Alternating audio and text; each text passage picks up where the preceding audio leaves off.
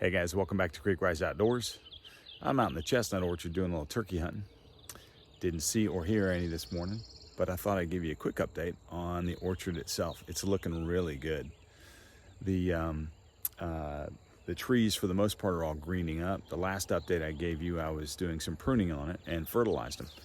And it's the third week of April and they're really coming in nicely. I've got a couple of trees that didn't make it when I was pruning. It seemed like they had some pretty significant damage from deer, and it's clear that they were pretty stressed out. So I lost a few, but for the most part they're looking good. And so let me show you a little bit of the orchard.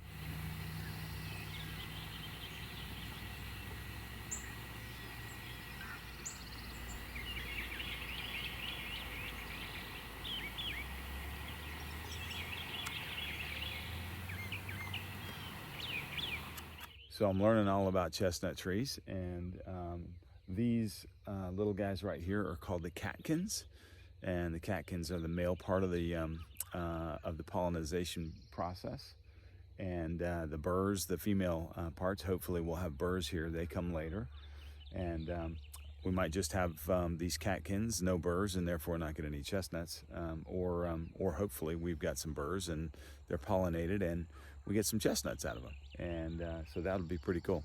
We'll see. Guys, fast forward 2 months. It's June 20th. And check this out. We got a lot of burrs. This little tree, this is one of the smaller ones, but this little tree probably has, I don't know, 50 burrs. And some of them clearly have a couple of hundred on it. And so I'll show you some of those. So the burrs are coming in. We had lots of pollinators on all of the catkins. A lot of love bugs here in this part of Georgia. We get a lot of love bugs. They get them in Florida. We get them in Florida as well. And they were all over it. And I was talking to the prior owner of the property, and he said that he would spray the trees and try to kill the love bugs. And I don't think they harm these trees at all. And so I think they pollinated it really good. And it looks like every single tree's got a bunch of burrs on it. So gonna be a good crop here in November when they drop. Show you better, I figured I'd get up on the back of the side-by-side. This is one of the pretty solid trees. It's not the biggest, but it's a bigger one. And as you can see, it has hundreds of burrs on there.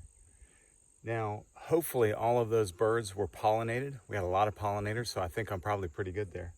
So hopefully they pollinated.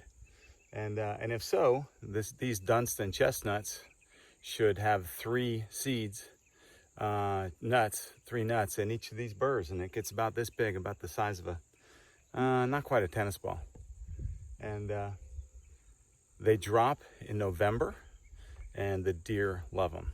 People love them too, but we can't wait to see that happen, because the rut in this part of the country is right in November as well, so should be ideal. Plus, as you can see, we've also planted corn and sunflowers way in the back there, in between each of these rows. So the corn and sunflowers should feed the deer into the August, September timeframe. I'll be planting food plots as well for the whole fall. And hopefully we've got a lot of good victuals for these deer out here. But pretty happy about these chestnut trees. All right, guys, thanks for following along. Lots of improvements out here at Creek Rise Outdoors.